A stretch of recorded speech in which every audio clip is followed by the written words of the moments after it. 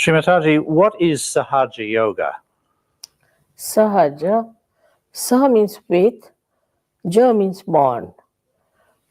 So it is born with you the right to become united, which is the yoga, with the divine. And this Sahajya Yoga is something that everybody can have, is it? Is something everybody can practice? Of course.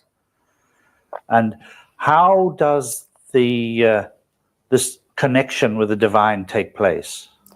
We have within ourselves this power in the triangular bone, which is called as sacrum, meaning sacred, which, when awakened, sprouts like a prelude in a seed and rises through 6 subtle centers, opens out the last center and gets connected with the divine, which is a subtle energy all around us, which organizes us, which nourishes us, does all the living work. Above all, it loves us. Does this mean, Shri Mataji, that people who have not had the ability to practice Sahajya Yoga are not connected with the divine?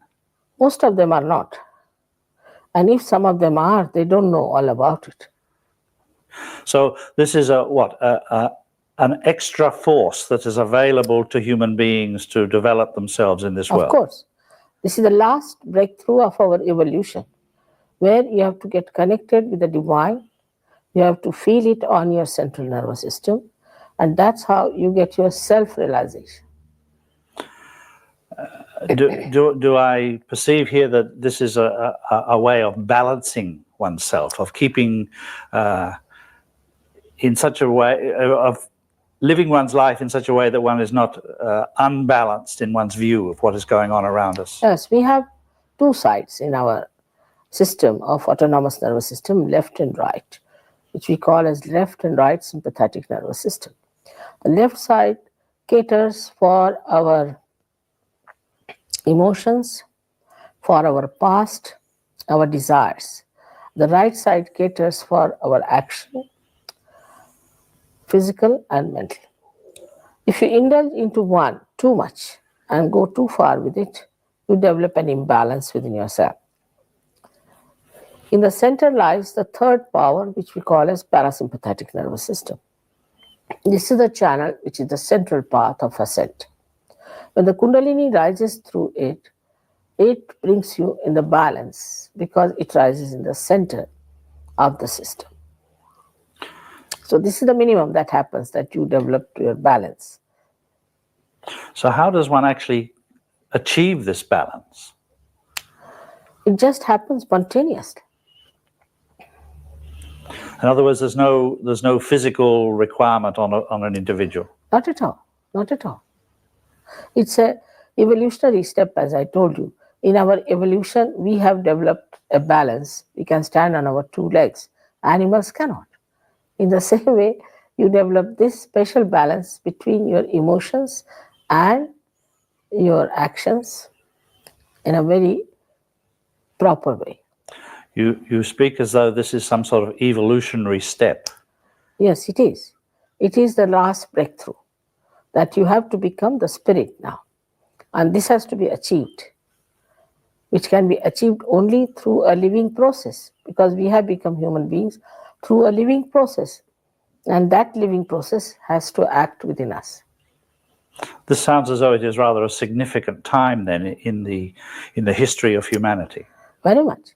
In the history of humanity, in the history of evolution, in the history of spirituality, is the most important time, because here where you will get what heaven has been promised to you so far. So it's no accident then that Sahajya Yoga has appeared in the world at this time? No, not at all. Not at all. It's all predicted thousands of years back in India, and later on by many saints. Even William Blake has predicted it. Now, Shri Mataji, you went to Russia last year, and I believe the reception you got was most surprising. Yes. I was myself surprised, because thousands of people came, and very sensible, well-educated, people came and they all settled down, thousands. I didn't know how to cope with that number because there were so many. And even the members of the Supreme Council, the government, they came in. That I could only say that in the so-called free societies, we waste too much time experimenting with our freedom and indulge too much into the politics, which is a waste thing, I think, then economics, all these things. While the people there didn't have any such chances. So they put their energies to something that was higher than that. They diverted it. And they were very knowledgeable. They knew a lot about seeking, they knew a lot about Kundalini, and as if they were just waiting for me. It was very remarkable. Mr. Gorbachev has said the Russians require a mental revolution. Do you see the acceptance of Sahajya Yoga as part of this revolution? Of course. He himself is a saint, and what he's meaning by mental, that they should now understand that they have to develop that balance between communism and democracy. Our democracies are imbalanced. They are one-sided. They have not the other side of collectivity. But communism has collectivity. It is power-oriented. Our democracies are money-oriented. What he is meaning is the maturity of our wisdom. So, referring back to what we were talking about earlier, is it okay? As we were talking about earlier about bringing the human body into balance, could we say then that Mr. Gorbachev is bringing the whole Eastern Bloc into balance? Yes. Yes, they had gone too much on one side, and he's trying to bring them in the center. You mentioned that you went to an Eastern Bloc conference last year, and I believe you gave many influential people realization. Is it true that you believe that this was instrumental in helping the overthrow of oppressive communism? It was a yoga seminar, and I expected all of them to be there. And surprisingly, I talked to them hardly for 30 to 35 minutes, and then I gave them realization, and all of them got it. They were representative from all these Eastern Bloc countries. When they got it, they're so surprised at it that they walked out with me out of the hall, and nobody was left in the hall to listen to other people. They gave me their addresses, and they said, we want this only in our country. And they wanted to start centers, and I'm told they have already started centers. The all-pervading power requires a medium to trigger something. And when these people were created as realized souls, as they got connected with this all-pervading power, I think they triggered it. They had that confidence in them, that courage in them. Because once you are realized, you become very courageous and you want to establish truth at any cost. Shri Mataji, the West, shall we call it the Western nations, have had Sahajya Yoga available to them to investigate, to see for themselves how it worked for 20 years. And yet it has been very slow to grow. Why has it happened this way, do you think? Here people have so many diverse ideas about things. They are very self-opinionated also about things. And the so-called man-made religions all over have also conditioned them too much. They have other conditionings of different norms that they have as far as the social life is concerned, and the physical appearances, rather on a very superficial level. So the people have not grown, I think, so much deeper. Of course, I must say there are so many seekers in the West, so many seekers. And they were lost because as soon as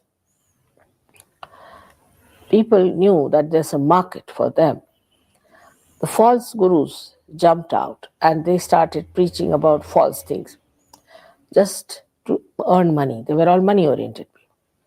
Now, there's another psychology with the Western mind that you must buy everything. If something is not for sale, then it is useless. And this psychology has really deterred them to come to Sahaj Yoga very much, because this is a living process and you cannot pay for it. And they couldn't bear it. I mean, actually, I must say one of the very important television gentlemen told me off that Anglo-Saxon brain cannot accept anything which cannot be sold. And I didn't know what to tell him. I just said, who has made this brain? If God has made, then why is it so? So you have an expectation, really, that this thing called Sahajya Yoga will change the world. Of course, it changes human beings and they manifest the change outside. And we create a new race. That's what they're talking about. If you go, they talk of new age, of a new race. But I don't know what is their imagination about it. They talk about all these things, Aquarius, and Aquarius is the Kundalini. She's placed in the Aquarius. And they talk about Aquarius age, all kinds of things. They're talking, writing, thinking about it. But when it comes to actualization, I think they think I am very too simple for them, not complicated. And Sahaj Yoga is too simple. It should be very complicated. And all their own ideas about seeking that they must suffer, they must go to Himalayas, they must starve themselves, and then only they can get realization.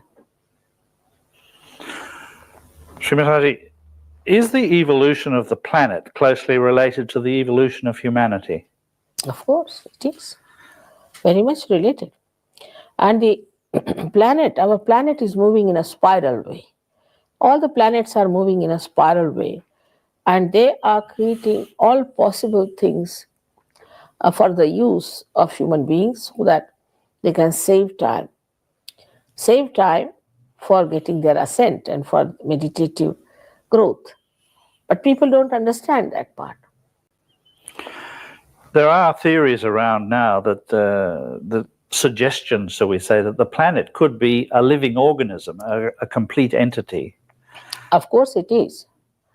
One of the examples of this one I can give you is that if you sleep under a coconut tree, a coconut never falls on anything that is living, whether it is a human being or a snake. It never falls. That is so, is it? All around the world, coconuts never fall on living creatures. Yes. So they understand. We call it as Shri because we think that it is like a brain which understands. Well, if this world is a living organism, what is the brain? What drives this being, this organism? What has made it evolve the way it has? There is this subtle power which is all pervading of God's love, which manifests all the things like living work, all nourishment, all balancing. It's so balanced. If the Pacific was slightly deeper than this, there would have been problems. If Himalaya was, say, 1.5 times than what it is, there would have been problems. So everything is so balanced in nature. And the Almighty has created only one world. Only we human beings have divided and moved like criminals with our passports in our hands. Shri Mataji, what we have been talking about, many people would regard as a belief or a theory. How does one know the difference between truth and a belief?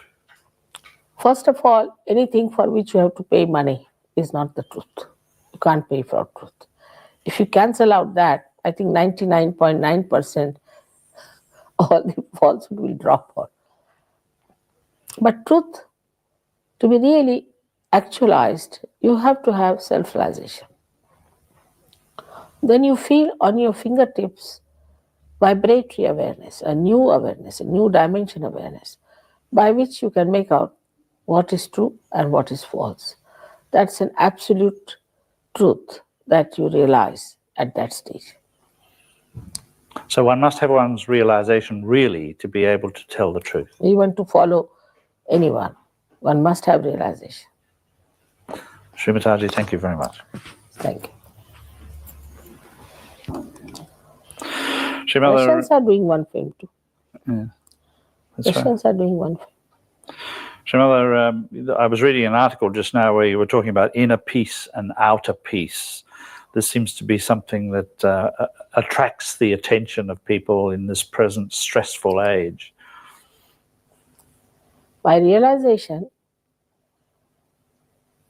what happens as a result, you become a person endowed with thoughtless awareness.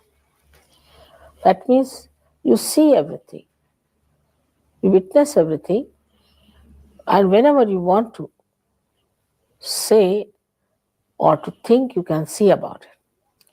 But you don't react. There's no reaction. So you are empowered to see it in such a manner that there need not be any thought. Just the whole creation acts on you. It's a very subtle thing. It's to be experienced. And that is the point where we realize that we are the source of peace. And that's how our inner peace is established. Now, people have many foundations of peace. I have known all of them.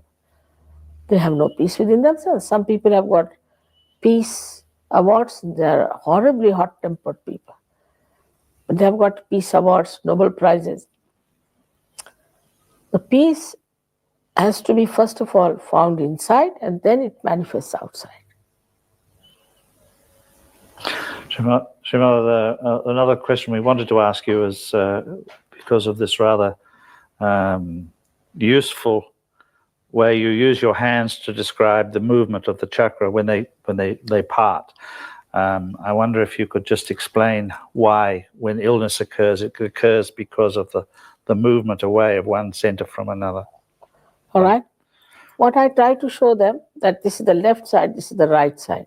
This is the left sympathetic nervous system, say, and this is the right sympathetic nervous system. And really, spinal cord looks like this. And inside here is the spinal cord, which has the centers in it, the subtle centers. Now, when you start using the energy of these centers, say too much on the right, and it starts moving more towards the right, and there's a constriction. And the power becomes less because you are exhausted. Going more towards the right side. Suddenly something happens, and from the left, if there's a jerk, then the connection is completely broken.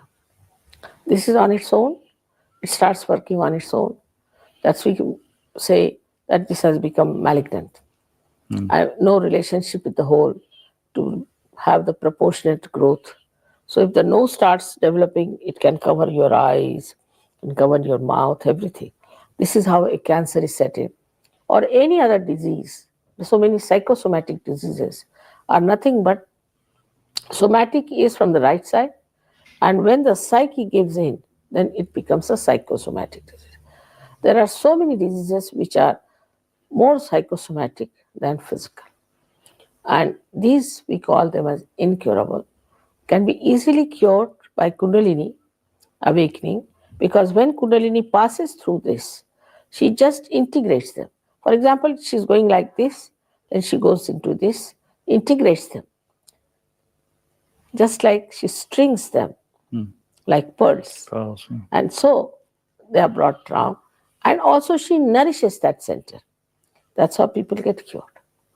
Automatically, by themselves, by their own power. Another one? Shri Mataji, you ready? Yeah.